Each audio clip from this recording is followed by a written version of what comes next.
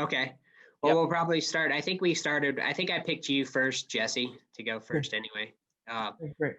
uh, well, welcome everybody to our annual High School Innovation Challenge, and congrats on making it through a COVID year of remote learning and all the challenges that came along with it. And thanks for sticking with this. And thank you, Jesse and Chuck and Nate and Liz for sticking with this as well. It's awesome to see. I'm always excited to see what your students present at the end of this, the end of the year. For those of you that don't know me, my name is Jeremy Beard. I am our engineering faculty here at Red Rocks Community College. I'm also an adjunct professor for Colorado School of Mines. I teach statics over there.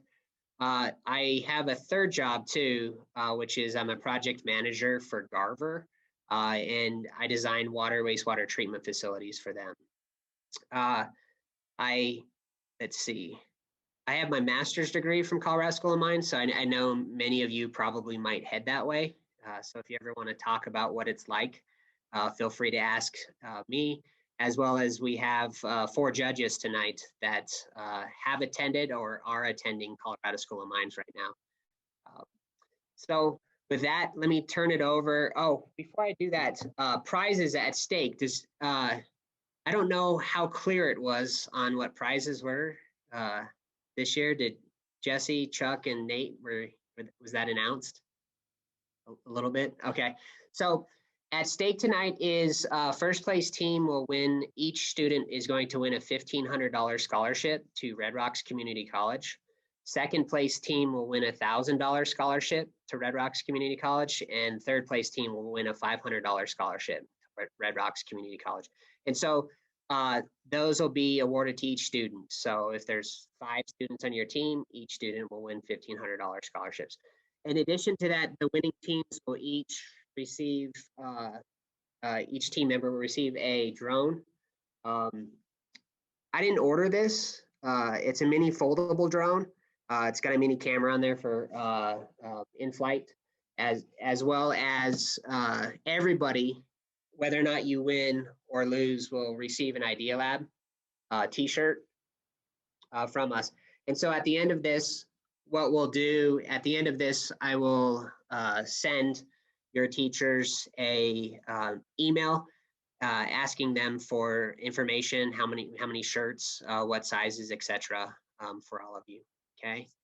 Now, interest of time, let me turn it over to Corey. Corey Kennedy is one of our judges. Corey, do you want to introduce yourself? Sure. Good afternoon, everybody. I'm Corey Kennedy. I'm an alumni of Red Rocks Community College and the Colorado School of Mines. I graduated from Mines last year with a degree in computer science and an emphasis in computer engineering. For any of the students, Jeremy, do we have the students in the room already? I see mostly teacher Yes. faces. Okay. Yeah. So I want to just mention to the students that I highly recommend the option of starting at Red Rocks Community College. For me, it was a great place to explore different career options and build up my college resume before moving on to Mines.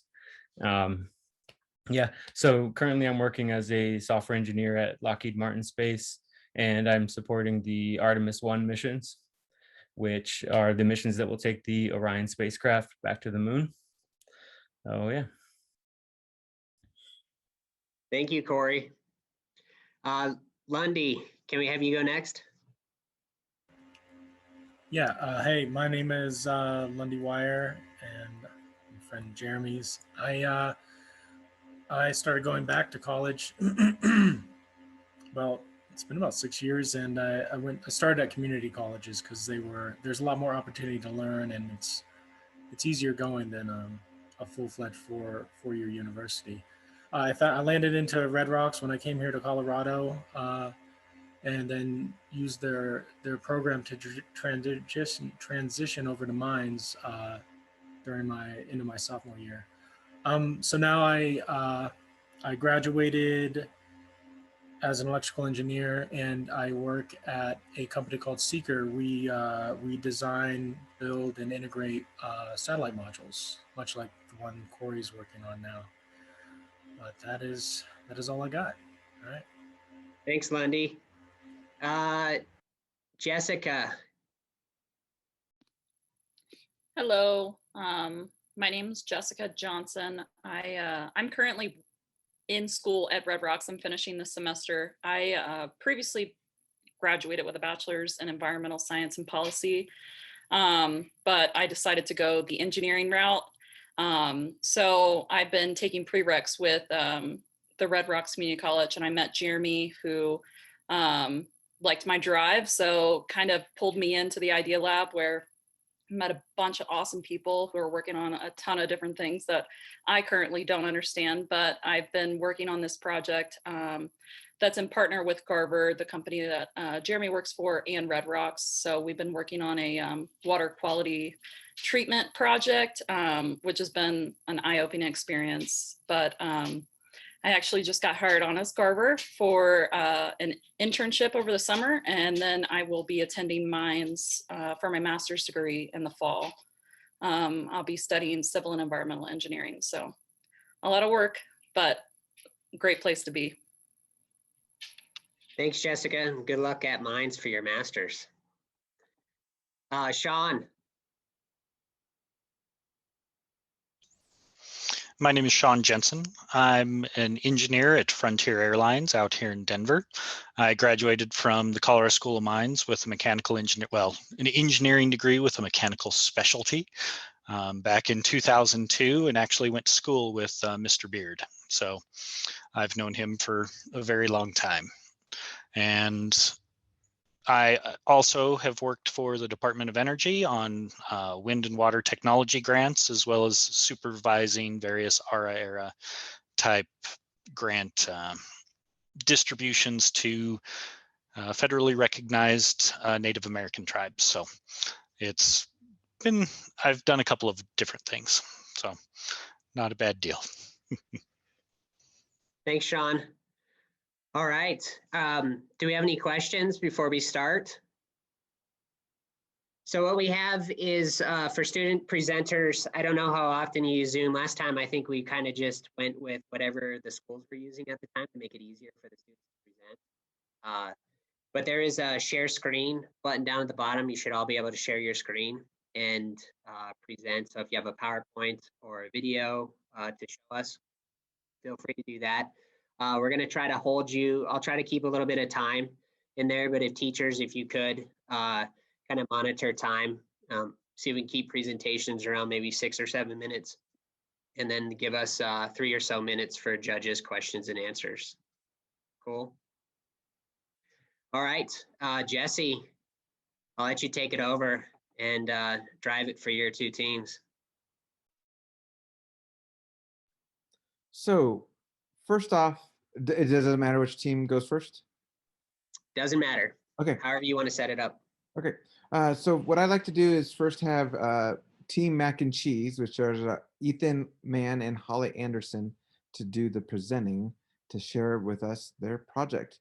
Ethan and Holly, can you turn your cameras on and turn on your mics and share with us your presentation? Okay. All right. Hello. I'm going to be presenting, and let's see. All right. Can you guys see it okay? Yes, that looks really good, Ethan. Thank you. Okay, great. All right. This is our Red Rocks Innovation Challenge, residential composting. Team Mac and Cheese and Ethan and Holly. Problem statement. The problem that we are trying to solve is that composting is not easily accessible in Golden, Colorado, and there's not many people that compost at home, and about 24% or more of trash can be composted in landfills. Me and Holly ran the test, and our families combined made about 9 pounds of composting in 2 weeks. So that's 468 pounds of composting a year. That's just 2 families. To solve our problem, we will need a solution that will be easy to use, accessible to a large number of people, and something sustainable. Sorry, Ethan. Okay, there you go. We were off a slide. Wait, what happened? It's on problem statement. There you go. Okay. To solve this problem, we came up with the idea for a bi-weekly pickup system where participants would pay a one-time fee for 1.5-gallon container that would go into their kitchen, and their choice of a 5, 32, or 96-gallon container that they would leave on their curb once every other week, where it would be picked up just like regular trash. This service would cost $10 a month. There would also be a quarterly email newsletter that would discuss the importance of composting, numbers, progress, the negative effects of contamination, and have a list of compostable items.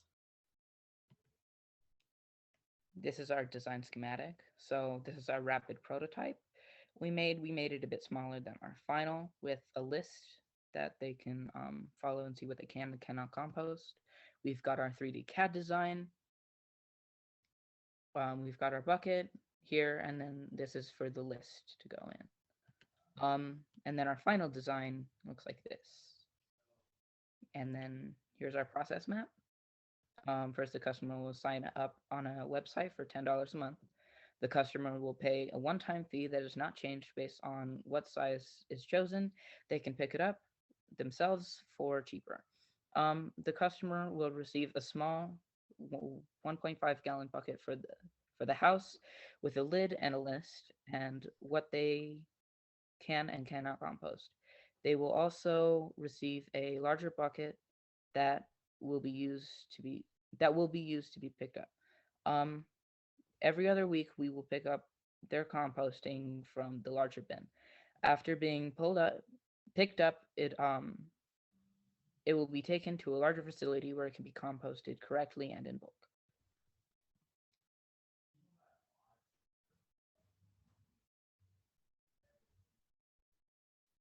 Holly. It's still on the process map slide. What? There it went. If our idea is implemented, it will reduce the amount of waste that enters landfills where it cannot be composted naturally. Our solution would also create jobs and increase education on the importance and benefits of composting. If our idea is implemented and successful, it may encourage other similar programs to be put in place in other cities. Our budget.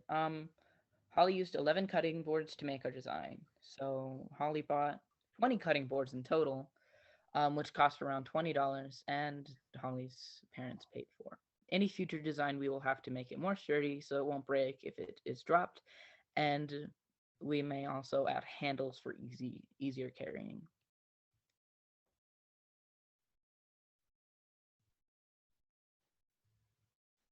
Did it not? I think it's just lagging. There we go. Our industry partner was Trisha Warshman, who works for the Division of Sustainability for the City of Golden. We sent her our solution and she provided feedback. She recommended we improve consistency with other similar programs to help decrease confusion. She also recommended we work on preventing contamination and add more opportunities for education.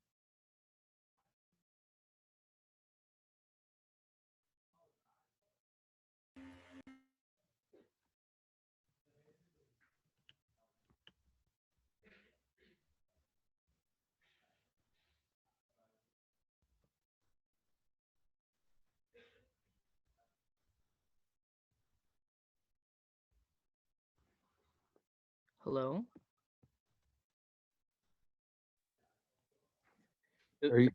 Ethan, we lost you. You lost me? Oh, I'm sorry. It's okay.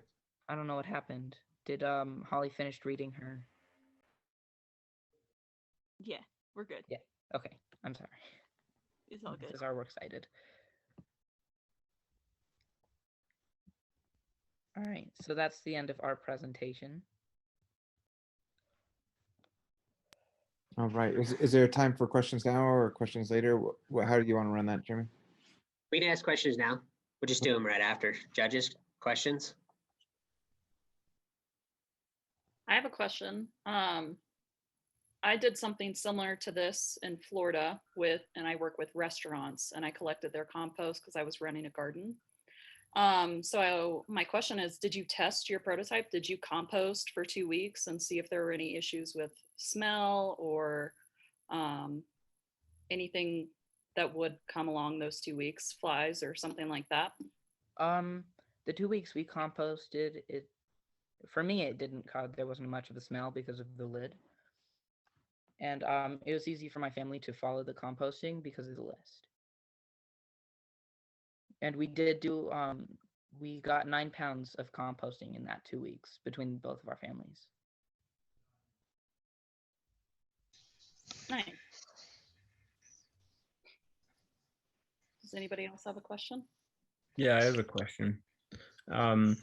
So I find that when I'm trying to pitch an idea, one of the best selling points that I can create is using numbers to explain the benefit of my idea.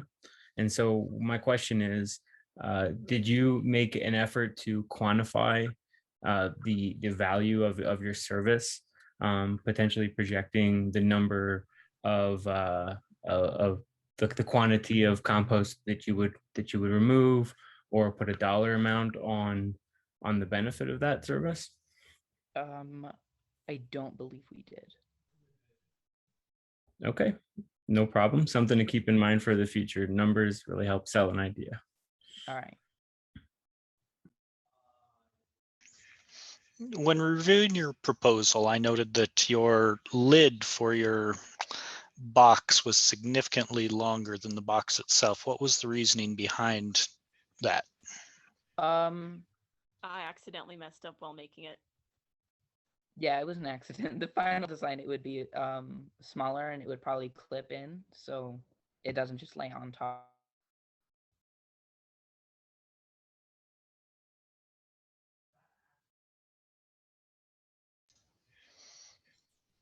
Okay, thank you.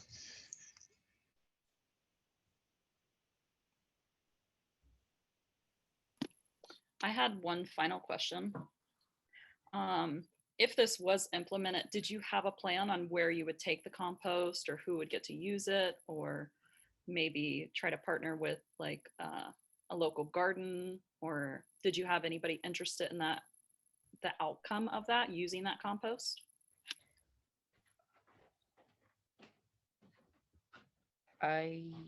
We did not find anybody that would be interested. We didn't really look. Now that you mentioned that, this would have been a good thing to look into. But we were gonna partner with the Holly, what was it called? It was the Golden something. I don't remember. Oh, well, we had a plan to partner with like Golden, like because they run a similar program. Mhm. But it was just going to make it cheaper and happen more often. Okay. I think I remember your presentation mentioning that that you wanted to work with them because they already had a system in place, right? Is that correct? Okay. All right. Well, good job, composting team. Thank you. Yeah, awesome job. Nice responses to the questions there. Okay, great. Let's move on to the second team. Yes, we have Berlin, Lucian, and Kira, and they represent Team 3 Amigos. Between the three of you, who will be sharing their screen today? I will be sharing my screen today. Okay, thank you, Kira. Um, And Ethan and Holly, thank you very much.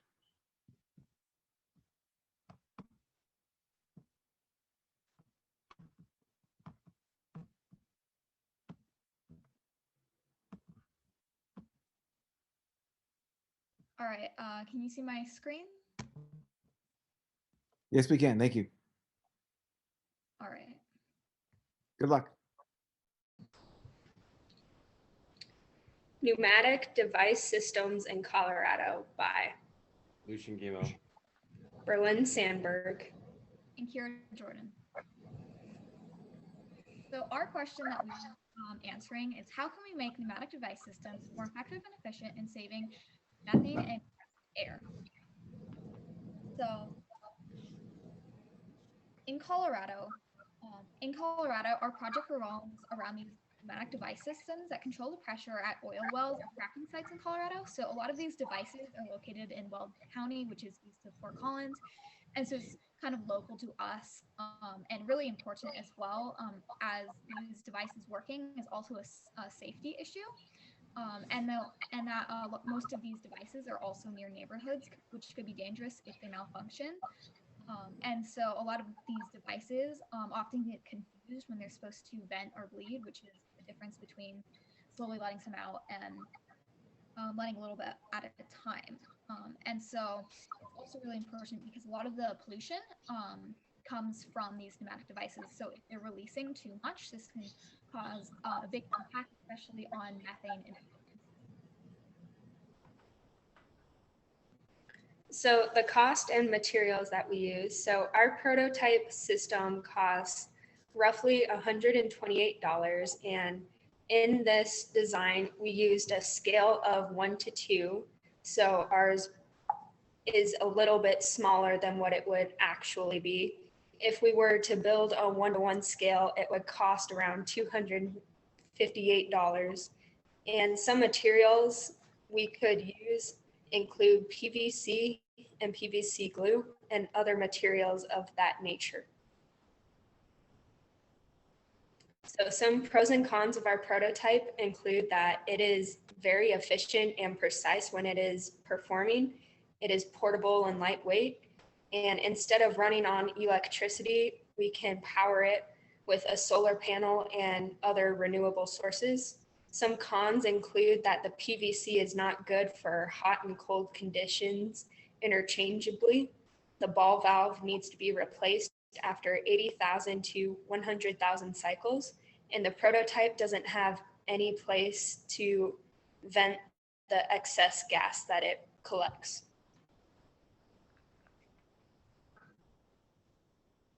So this is a diagram of what our wiring looked like. We used an Arduino Uno, which is a microcontroller, and we put a Arduino relay shield on top of it to control the ball valve.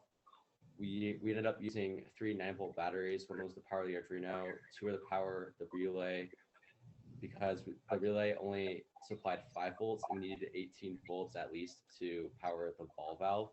And we ended up using breadboards to make it more of an easy visual so you can see all of our wiring.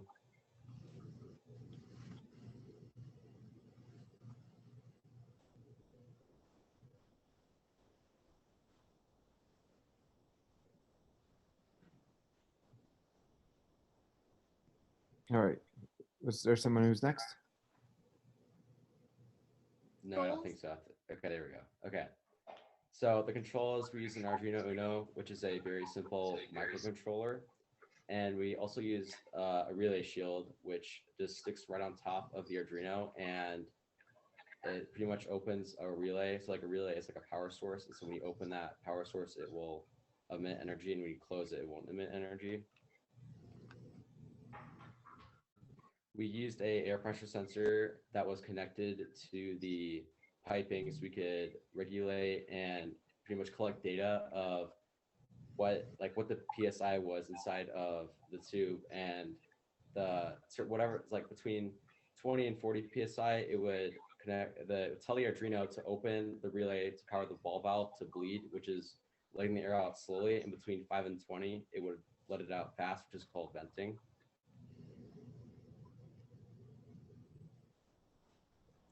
We ended up using LED lights to let us know if it was actually working. And so green means that it is starting the cycle, yellow means that it is halfway done, and red means that it is completely done. We also use these blue streamers to simulate like the air coming out of it.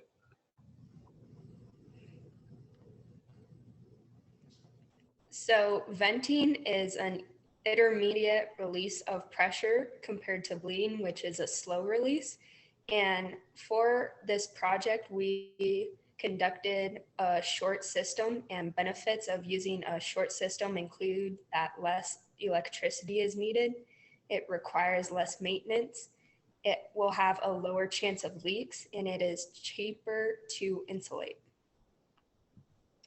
So one of the big factors about this design is the temperature and the weather factor. Colorado has a lot of extreme temperature changes, and as well as if we were to put this device onto a metal tubing system, metal piping can erode, and so we have a diagram here of we would coat the tubing with epoxy that also strengthens the tube, but as well it also keeps it from rusting. And then we have a layer of expanding foam, and then a waterproof layer of electrical tape. And so this helps stop the huge temperature changes that we see in Colorado, since air pressure can change by temperature, but as well as technology often malfunctions under extreme temperatures. The freezing of pipes can also cause problems, which is why it's really important to look at the temperature and weather restraints. These are our technical drawings. What we decided to do for the box is we tried to make a kind of a simple jigsaw box, and what we did is we ended up laser cutting it out of acrylic to add a little bit of weatherproof. And the technical drawing on the bottom is how we place the LEDs and how far away we place them. And for the box, we could use a bunch of different materials. Instead of using hot glue to put it together, we could use silicone or resin to make that like waterproof, tight sealant.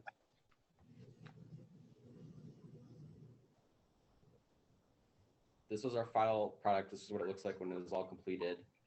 On the left, it's pretty much split in half. On the left is where the air pressure will come through. We are using an air compressor to simulate the regulated, pretty much like methane gas.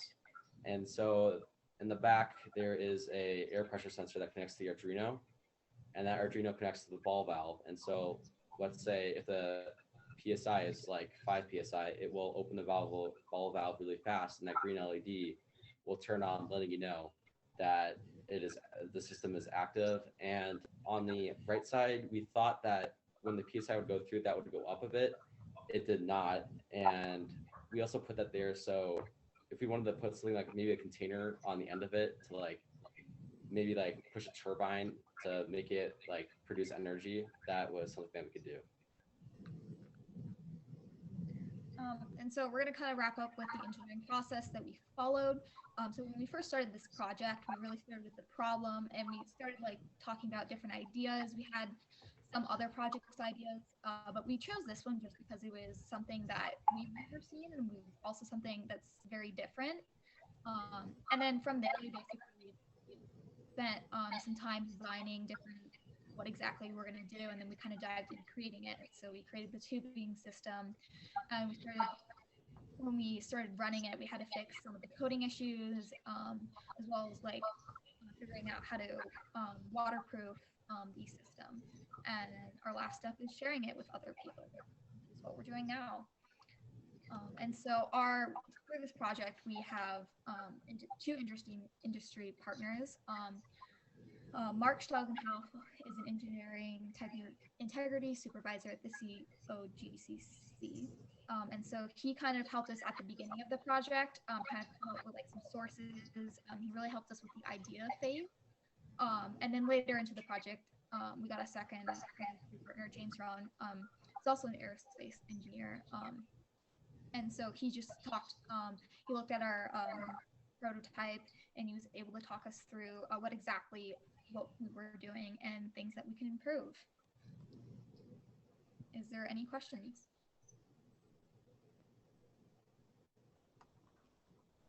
Thank you. Do we have any questions from the judges? Yeah, I have a question. First, I wanna commend you guys. I really like your concept and your design. It's clear you invested a lot of time and effort into that. My question is, can you explain how the bleeding and venting could reduce greenhouse gas emissions? And could you describe how you might go about quantifying the benefits of your system? So basically the venting and bleeding, so when we release the pressure, so these devices are malfunctioning and mixing up the venting and the bleeding. And so it's releasing sometimes too much at some points, and also sometimes too little, which can cause safety issues as well. And so we're trying to create a system that solves that issue. And then when it comes to quantifying the results, we talked a little bit about how we can also put a turbine at the end of the system, so that we aren't actually so that the air and methane is actually used to spin something, but as well measuring if we had more time, we would continue doing more tests and recording when it malfunctions under extreme temperatures, or say it rained, and seeing how it worked under pressure, and comparing that to professional results on these systems in Colorado. Great, thank you. I have a question. When you tested it, did it vent or bleed when you expected it, or did you have to troubleshoot a little bit? So when we first tested it, our code was a little bit messed up. It got a little bit confused, and then so I had to go back and recode it. And so when we tested it the second time, we have a serial monitor on a computer, and what we'll do is we'll look at what the pressure sensor is reading, and also what our actual pressure gauge is reading, and that's how we know if it was accurate. It ended up being within 0.5 of a PSI, so it was actually really accurate. Nice work.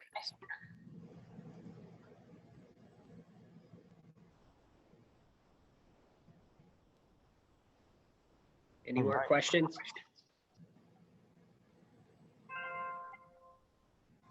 All right, good job, team. I'll let you know how you did if you stick around to the end, or your teachers, either one. But good job. Hey everyone, are we back?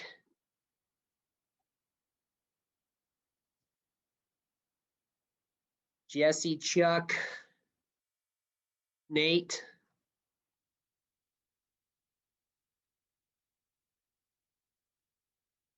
Awesome. All right. Well, I think the first thing we wanted to say was it was hard.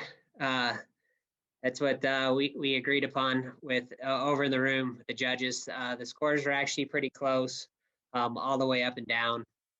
But we do have our top 3 teams. I don't know what schools they're from because we didn't track that, but we have the Fog Catcher team is number 1. Pneumatic Devices is number 2. And the SFS Solar Filtration team is your 3rd place team. Awesome job to all of you. It was really tight in the decision. Judges, we looked at them, and it was hard to kind of decide the top 3 teams there. But the point totals came in where they are. Nate and Chuck and Jesse, I'll provide you with a little bit of feedback on your teams, and show you where your other teams placed as well, and then provide you a little bit of feedback on maybe why we scored them that way. Okay, so I'll send those over to you, and yeah, and let me know. And then when I send that email out, I'll probably send it out tomorrow sometime. What we'll need is shirt sizes for all the students. So smalls, mediums, larges, and then we'll also need some information from your students as well, where we can send their drones and the scholarships. Okay. Awesome job. Thank you very much, and congratulations to everyone who participated. Yes, thank you. Very, very well done. Thanks to everybody. Awesome job, everybody. Stick with it. Semester's almost over. Thank you all. All right. Thank you. Congratulations. Yep. Congratulations, everybody.